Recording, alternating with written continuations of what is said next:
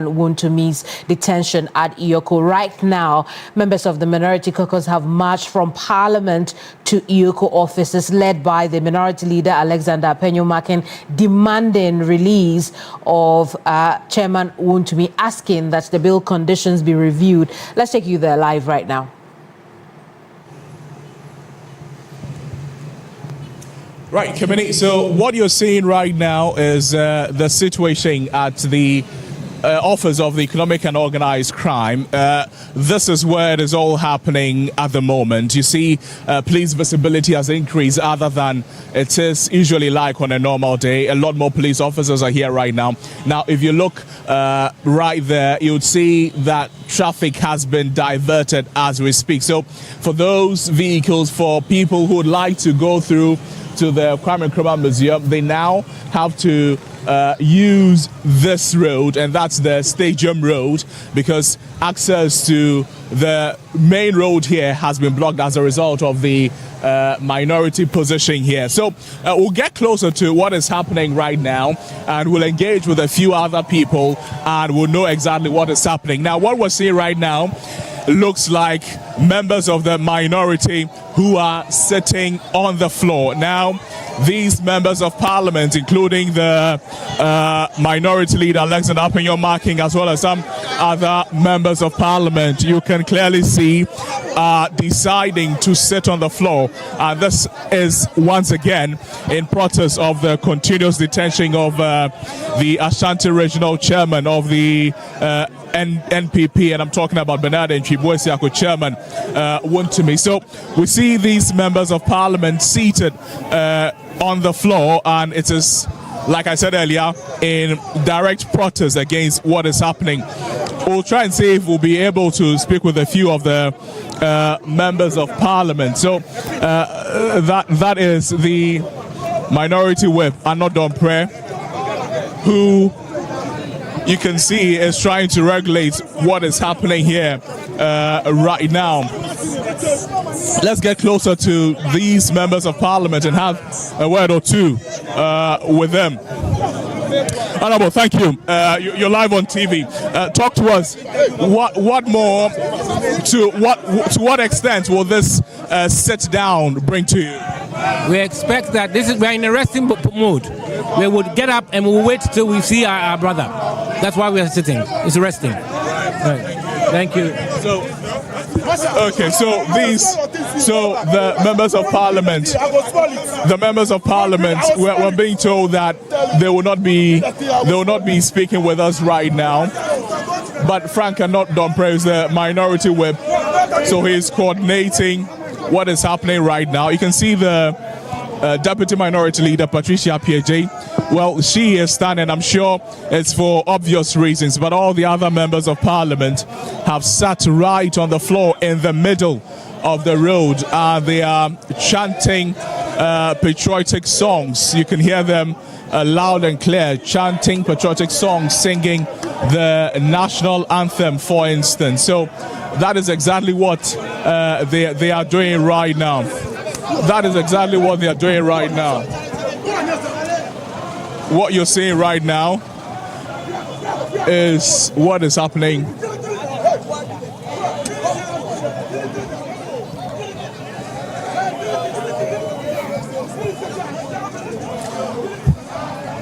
So what you're seeing right now is a gentleman who was videoing, and he has been accosted. He was almost slapped by another man, but the police have intervened. He's been asked to delete the visuals that he took on his phone. So that is what you're seeing right now on your screens at the moment. Tempers are calming right now in regards to that situation. But it's not only members of parliament who have gathered here. You can clearly see some other people here as well, and I'm talking about perhaps supporters of the NPP, as well as some onlookers who have been drawn here as a result of what is happening at the frontage of the Economic and Organized Crime Office at the moment.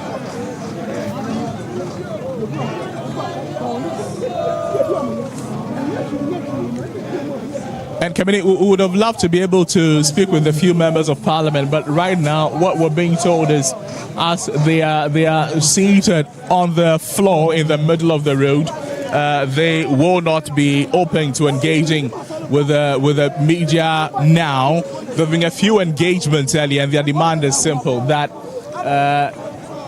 what is happening to the Ashanti Regional Chairman, Bernard Nchibu is purely politics and has almost nothing to do with proper rule of law. The demand is also that the bail conditions for Chairman Wontumi be varied so that he will be able to, if you like, provide what is being demanded to ensure that his bail conditions are met. I'm talking about some 50 million cedis and 2 sureties, which should be, if you like, validated or verified. Now, this morning, we understood that for the demands, Chairman Wontumi and his lawyers, they've been able to provide for 1 surety to be, which has been verified. There was 1 more to ensure that his bail conditions are met. What is looking like right now is that that has not been met yet. So we still do not know what has become of the demands. We still do not know what has become of the bail conditions yet. But earlier also we were informed that not everybody knows the whereabouts of the Ashanti Regional Chairman of the NPP, Chairman Wontumi there.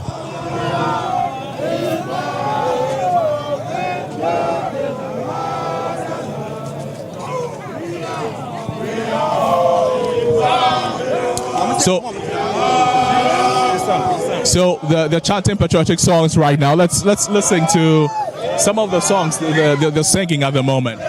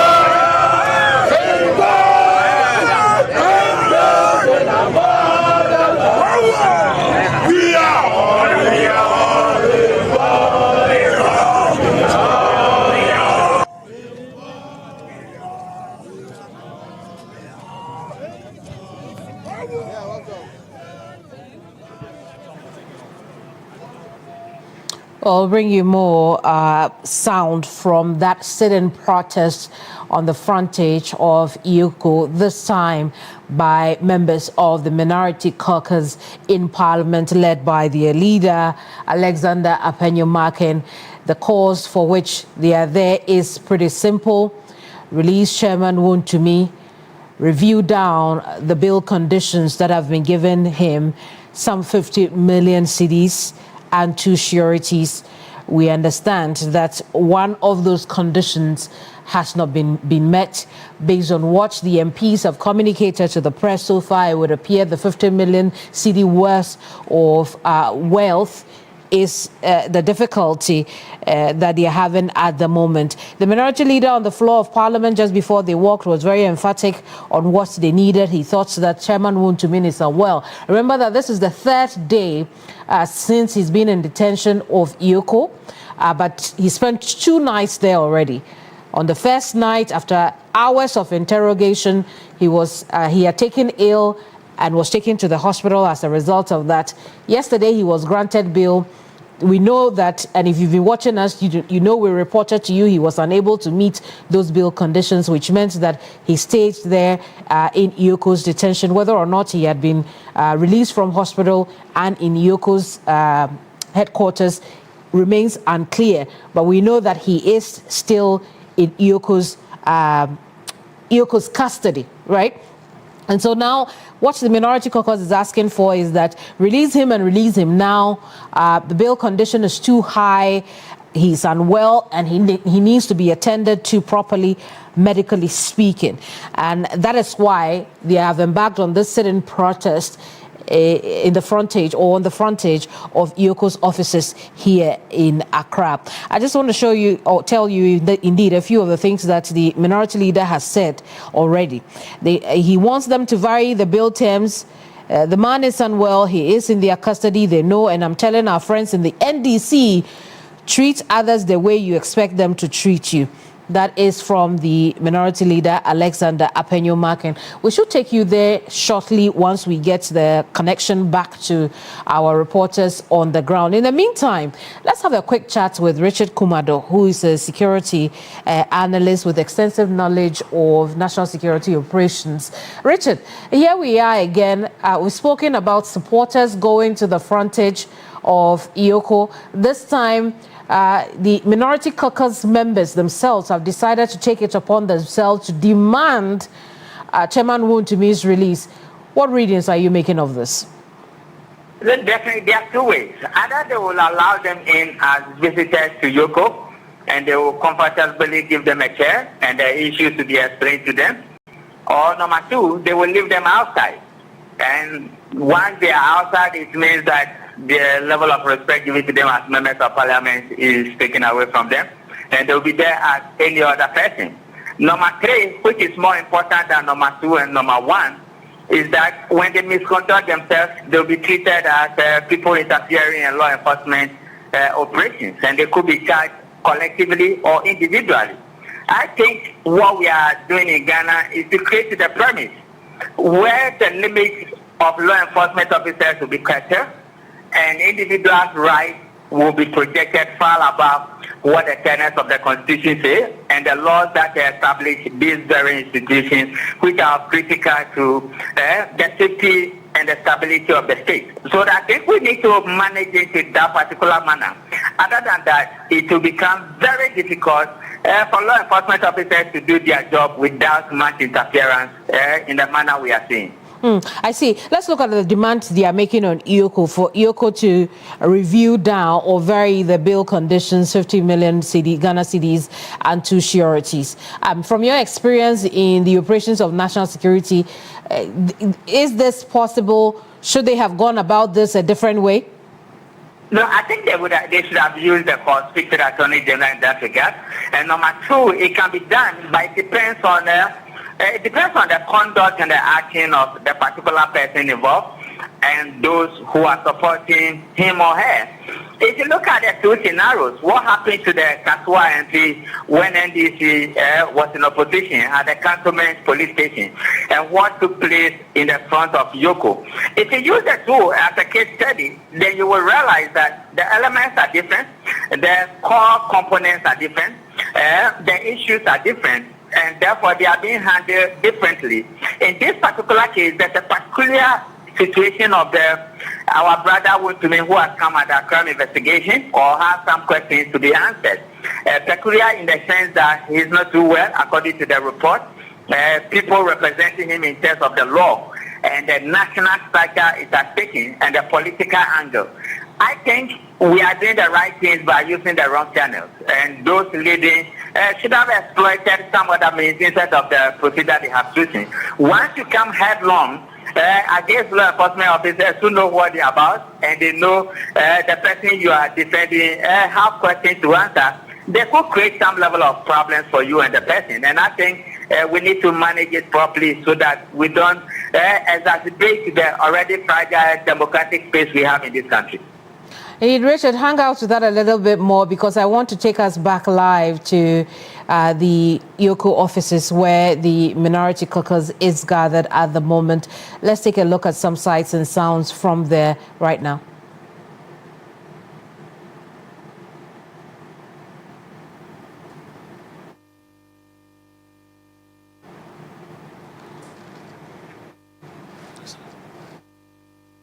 Well, you're seeing some live pictures from the frontage of EOCO here in Accra. In your shot now is the second whip of the Minority Caucus, Bawe Wager MP, Bawe constituency MP, Jerry Ahmed in the shots there. Obviously, he would appear to be in the beginning of the lineup of the student protest as we see now. We also see a host of other people we imagine are supporters of the party who are gathered there to lend a voice to the calls that the Minority Caucus, their leaders, are making at this time. But as you well saw, they said there will be no media engagement as of now. It would appear they have changed their minds and some are granting some interviews in there. But the gentleman you see on the floor in the white is the minority leader, Alexander Apenyo-Makin. He has made some emphatic statements already, both on the floor of Parliament and when he arrived at the scene where this sit-in protest is ongoing right now. There also is the Nsawa Madrejiri MP, Frank Anot Dompre, also controlling the crowd, standing in front. Indeed, it is crowd, a mix of onlookers and media people. He's controlling the crowd to ensure that the MPs who are on the sit-in protest as well have some ventilation, I would imagine. We have some sounds now. Let's get the ambience of what's going on there.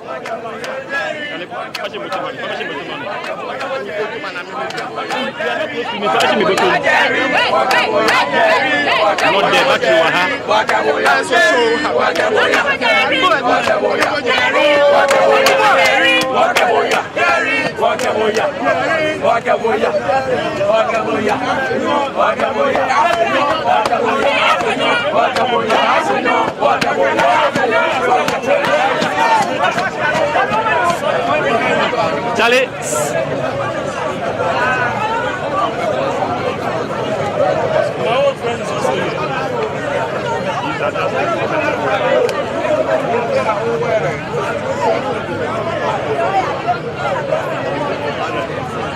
Mamile. Sister. Hello. Oh. Yes.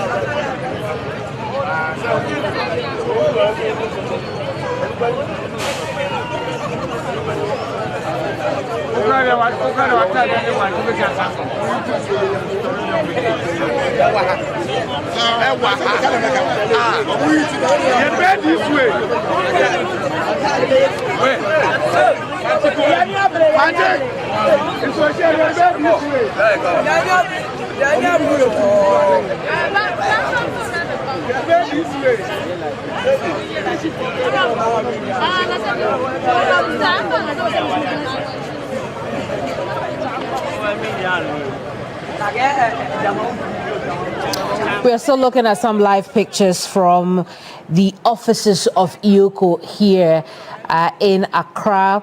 Remember that earlier today we had told you that there was police presence there even before this sit-in protest began. And so it's no surprising that they are still there guarding the presence. And again, there's history to that because we know in the last 3 days, today inclusive, supporters of Chairman Wontumi, the Ashanti Regional MPP chairman, have amassed at the frontage of EOCO demanding his release. Last night when he was released, he was unable to meet those bail conditions, which is what has sparked today's sit-in protest by members of the Majority Caucus. And now what we see on our screen, it's very interesting because these people are on a very serious venture to ensure the release of their Ashanti Regional Chairman.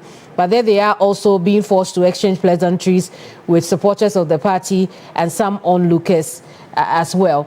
So there it is. They're sitting on the floor demanding that EOCO reviews down the bail conditions given Chairman Wontumi so that they can release him, especially with the backdrop that he is unwell at the moment. Still with us is Richard Kumado. Richard Kumado is a national security analyst.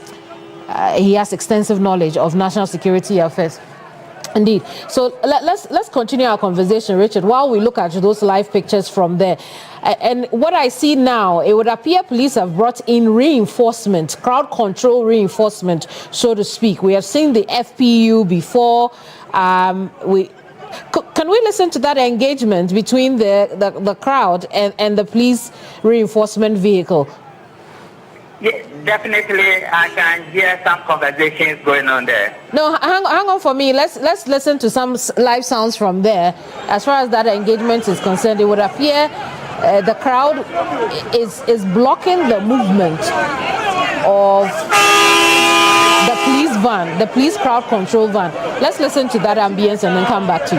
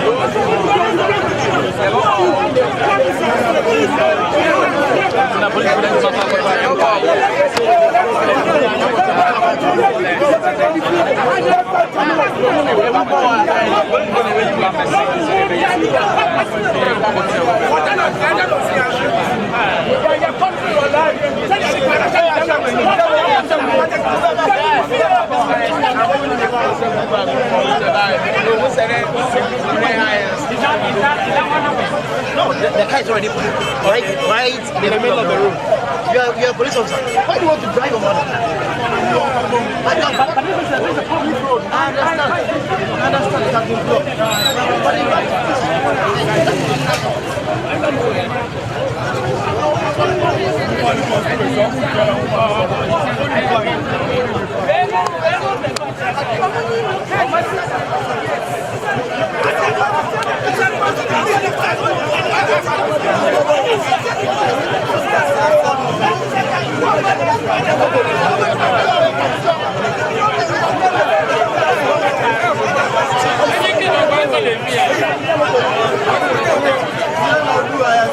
Here, that the supporters there are preventing the movement of that police crowd control vehicle. We're seeing some lorry tires also being rolled through the spaces available in that area. Still on the frontage of EOCO. It's unclear what this is all about, why those tires are there. I could take a wild guess, but I won't do that at this point. We'll see what will happen in the hours or minutes to come. But there you have it, national organizer of the party, Henry Nana Boakye, in a conversation with one of the crowd control police officers there at the moment. From his outfit, I could say that he is a member of the FPU, because again, I've also seen the vehicle of the FPU there, who they would usually send on operations such as this. That engagement or interaction has ended and Henry Nana Boakye is headed towards the sit-in protest right there. And there we have it. Remember when I told you that I see these young people rolling tires? The tires have been gathered on the floor. There's a policeman present, obviously wanting to inquire what is happening, inquire about what is happening at the moment. Let's get some sounds now.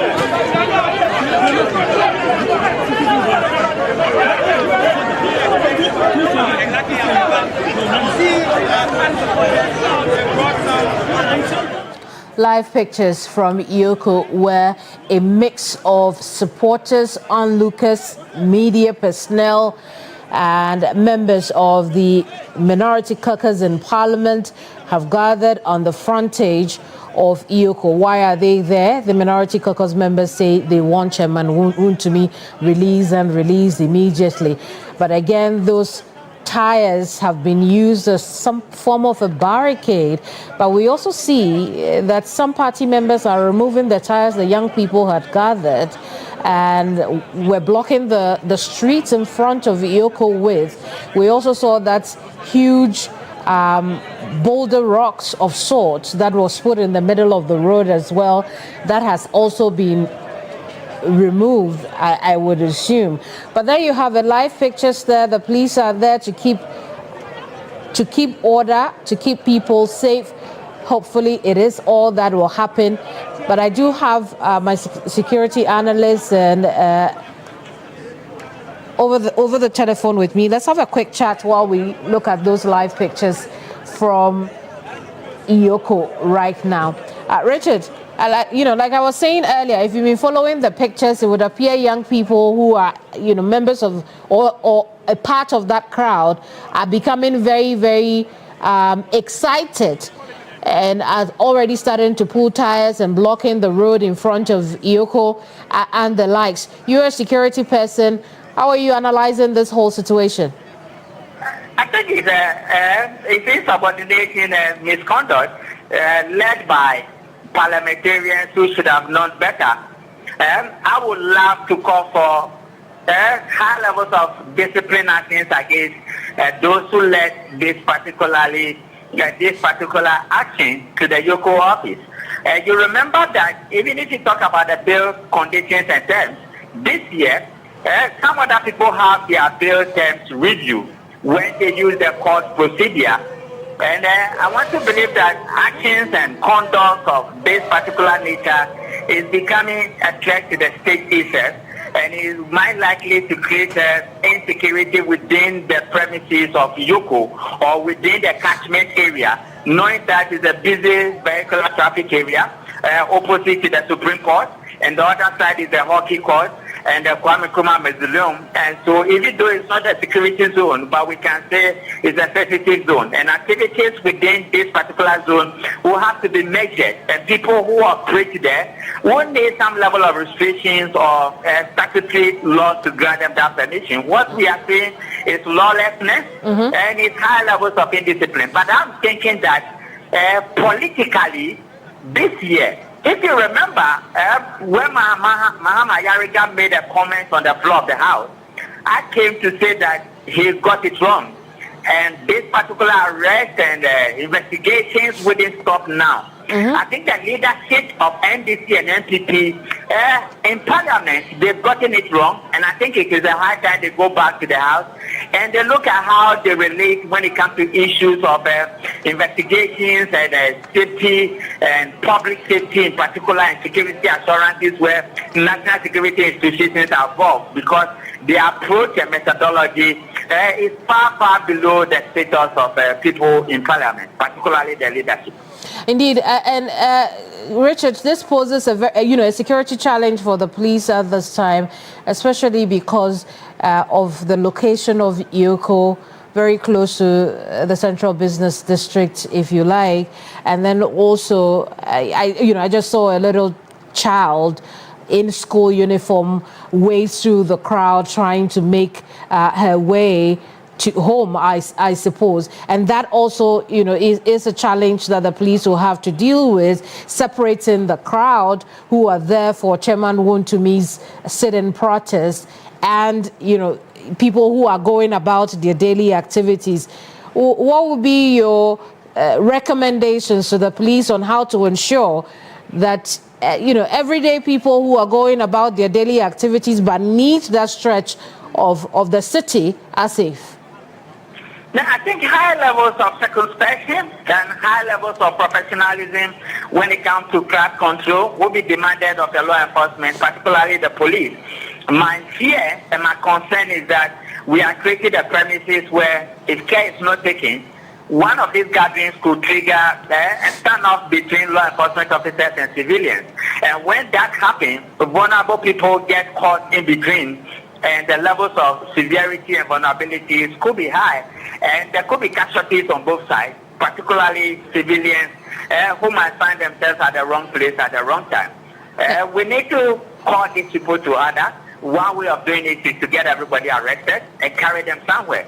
The second approach they may adopt is to take the person who has come at a crime investigation, change the location, and take this person to a high-level security zone where persons of political... Richard, hold the rest of your thoughts for me. I want to take us back there and take a listen to this MP who is speaking to the press right now.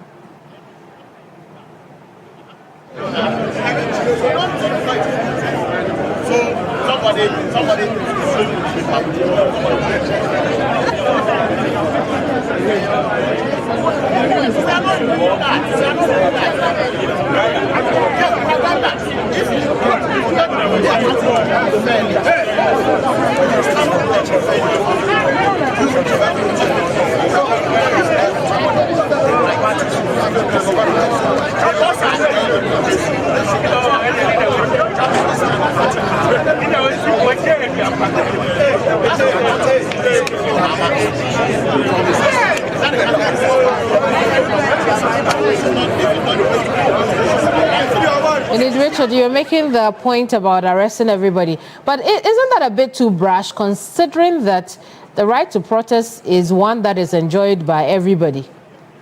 Definitely. Conduct of demonstrators are important. Behavior of people who lead demonstrations are important. Behavior of law enforcement officers are also important. Managing crowds that erupt spontaneously, like we are talking about, is also important. The only difficulty is that the nature of the particular case and the personality involved and the conditions, particularly when he was actually being released, as yesterday night we spoke, and it is the duty of this person to know the bail terms that he failed or refused to do that. Then that changes the dynamics. Then people might say you are taking the law into your own hands, and to that extent, drastic measures could be meted out to civilians who may find themselves at the wrong place at the wrong time. One other thing that is so critical is that in times such as this, our nephews and nieces and brothers and sisters who might find themselves there, the law enforcement officers have a way of doing the profiling. And once those profiling are done and done properly, so it affects you in almost everything you do from now on till you die. And people just think, oh, it's just a gathering to show support to our party members or sympathizers or loyalists who come to our aid. But it has several implications. I would suggestively recommend that we let the lawyers of Chairman Wontumi get a job done, get into EOCO, look out for people who have the muscle, who have the money, and meet the bill terms. If that is not done, get back to court, let the Attorney General come and restrategize, because that was done for some people who were arrested this year and who was in charge and whose bill terms they could not meet. So they went back to court and it was reviewed. This particular one look a little bit more like a patapa. And I don't think Wontumi will be released based on the number of people who gather there. The only way he will be released is when reason prevails and some level of conditionality terms have been made between the security agencies or the investigators in this case and the lawyers of Wontumi. Richard, hang on for me. Let me bring in now Dr. Victor Doke, who is also a security analyst. Well, my understanding is Dr. Victor Doke is not with us at the moment. When he joins our conversation, I'll let him in on what we have discussed so far and pick his thoughts. But I will take you back right now. Richard, hang out with us a little bit more while we go back to the EOCO offices here in Accra and join the crowd there. Take a listen to what is happening.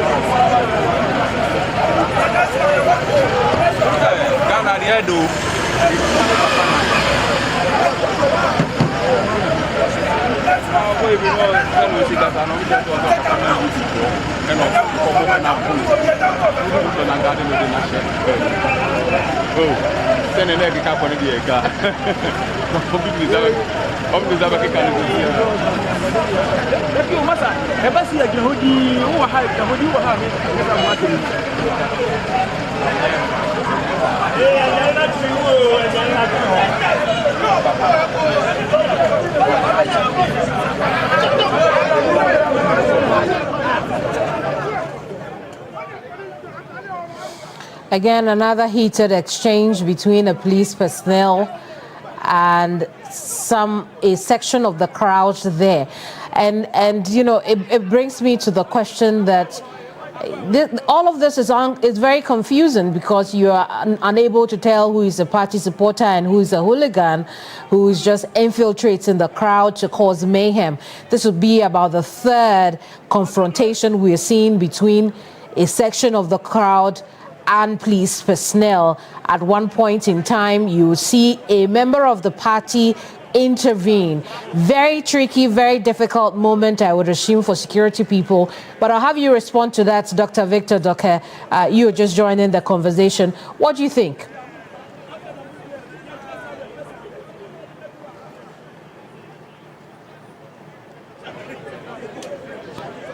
Hello, Doc. Can you hear us? Hello? Yes, I can hear you. Can you hear me too? We can now. All right. Thank you very much. So I think this is all very disturbing. Now, first of all, the state security, the police and EOCO officials should have preempted that this was going to happen from last night. That was a warning sign. They failed to pick up that warning signal with regards to people marching up. And then also, they failed to preempt that members of parliament of the opposition will likely, right, come and do what they are doing. So they failed to initiate their early warning system with regard to this particular issue. Now, there are hooligans in there, there are criminal elements in there, there are party people in there. It's difficult to identify who has the ulterior motive. It's all mixed up in there. Most of these people standing there are also bystanders. You have these young guys who have nothing to do this morning and will avail themselves for anything when you call upon them. The party leadership, the core leadership executives in cases that are seen there should be called and talked to. Now, if only they know that if things should go haywire, all of them will be picked up. Notable cases, for example, the young man I saw with a helmet and a green jacket, exchanging words, and when you read his lips, insulting a state police official, should know that in the next 70 years, you will be picked up. Okay? At the time that you can't harass or put the life of a state official in that situation. So then, what even comes to the fact that lawmakers will sit in the street? First of all, it's not lawful. We have lawful assemblies where you go through the process, notify the police, they provide protection and all of that. This is one of the reasons why you notify the police for them to provide protection. Now, God forbid if anything should go haywire and tear happens, and then the police would be required to fire tear gas or rubber bullets to disperse the crowd to protect life and property and state assets, then you will see that they will all be caught in the line of fire. I think this is very wrong. We should call the leadership and talk to them. The MPs should know that, yes, you have every right to demonstrate, but to do it lawfully. Now, what we are doing is somewhat inciting these young fellows, okay, to back them, even though we know the processes. Now, whatever is being done now will not, in one way or the other, affect Wontumi's process with regards to investigations or whatnot. And they know that whoever the state invites and calls upon to come and assist the investigations will do so. The state has authority and power with regards to prosecution, and I think they know that. So for everybody's sake, for the sake of calmness, for the sake that we wouldn't have any lives injured, or anybody getting injured, or any lives lost. Because as you said, I've seen a little kid walking there. As I said, some of them are excited, some just want to see what is going on. And if the unfortunate incident should happen, they would be affected because they cannot have the energy to run. So we should be able to talk to these lawmakers that yes, you can we sat down, it's okay, because I'm wondering how long they can sit there. Well, Doc, just hold on for me. We'll go back there now and take a listen to Alexander Penyo-Markin. Justification today will not provide justification tomorrow. We are not going to provide 15 million Ghana cedi worth of property, titled property with valuation report. Raymond Acha must know that his work is guided by Article 296. You heard the minority leader say that now they are ready to but no justification.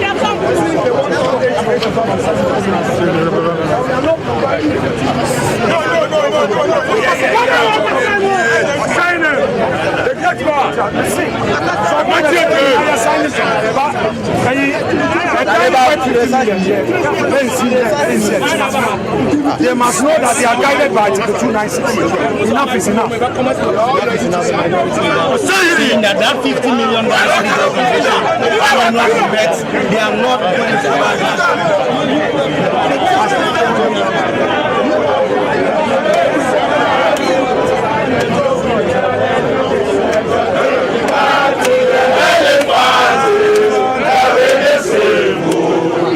we shall wait to save Ghana.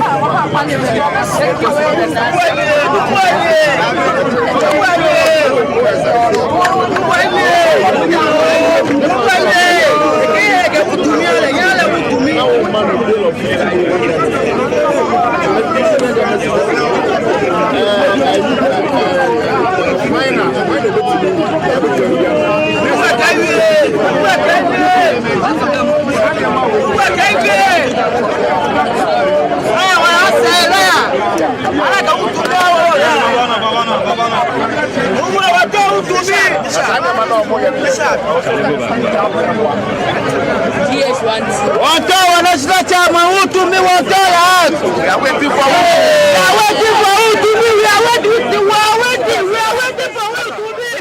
Wontumi. So some more live pictures from the EOCO head offices here in Accra. Earlier was Alexander Apenyo-Markin, the minority leader, reiterating that they want the bill conditions reviewed, referring EOCO to Article 296 on exercise of discretionary power. In this case, A and B will apply, and B particularly, which says the exercise of the discretionary power shall not be arbitrary, capricious, or biased, either by resentment, prejudice, or personal dislike, and shall be in accordance with due process of law. And in more clear language of what the minority leader said in Parliament before they headed for their sit-in protest, he said EOCO must do its work, but it must also do its work by the law. And that's what I'm going to at this point with Dr. Victor Doka. Doc, quickly, two things I want you to do for me. Analyze EOCO. Are they doing something wrong at this point, as the minority leader will have the rest of the country believe? And really, tonight, as we see things develop, you are much more knowledgeable in security matters than perhaps I am. How should the police relate in this matter to ensure that it does not degenerate? Now, first of all, I was hoping that the police and EOCO, through collaboration, would have picked up signals right from Parliament House that the third MPs were coming. Now, it's the presence of the third MPs that have added to the numbers of these people that we are seeing, so that if they have picked up or planted agents in there to hear their discussions, they would have known that they were coming in there. They would have barricaded the area, cordoned it off 50 meters from the main EOCO office on 3 security or barricade levels, 1, 2, and 3. If you cross the first line, you are warned. If you cross the second, then you are arrested. That wasn't done. That's why we are seeing this. Now, to prevent any ills and any unforeseen circumstances, the authorities, EOCO, the police, should come together, call the hierarchy of the party members, the NPP party members, and then give them some briefing, not necessarily update on the gentleman, which they already know, give them briefing that their presence there would eventually, after the numbers came out, will invade the area and then cause mayhem. And when they are forced to retaliate or use minimal force to apprehend these criminals, they may be likely caught in fire. This discussion should be had. Now, the national security, NIV, henceforth should know that if they are performing their mandate with regards to going in, arrest the person who has been alleged to cause financial loss or whatever, they should be able to preempt and do a risk assessment, evaluate the situation, and analyze well where they need to cordon off the area to do so, where they need to relay information to do so. I think most of the issues is because of lack of information coming in. The state security is not a way of giving out information with regards to what is happening. They have to. There are communication bureaus in these institutions, like the police will do, updates, with the CID boss coming and giving updates on criminal issues. These state institutions should also it. Very well. If they can't do it, they can learn. And then we should criticize any unforeseen circumstances. But the citizens should know that any attempt to prevent the law enforcement agents from performing their role will be met with some limited force. And I think they know. So if that happens, will the empty system sit in there, or they will all go back and the citizens will be at the mercy of the police? We should tell them something. So then you allow the state institutions to work. I think that's what we want. So whoever comes into power, we know if A and B is called to come and answer questions, the state institution is working, not the individuals. Individuals will come and go, but the state institutions will remain. We are trying to build a robust and independent state institutions that will work for the betterment of our future. Very well, Doc. I appreciate your time talking to us on this matter. Thank you so much. Dr. Victor Doke is a security analyst. Now, as a news organization, it's our responsibility to ensure that our work does not upend or disturb the security of our nation. But first, we must stay safe and secure in order to bring you the news.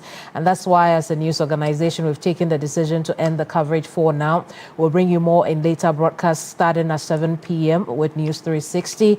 But do join us at on 3news.com for all that you have seen so far. My name is Kemini Amano. Thank you for your company. Bye.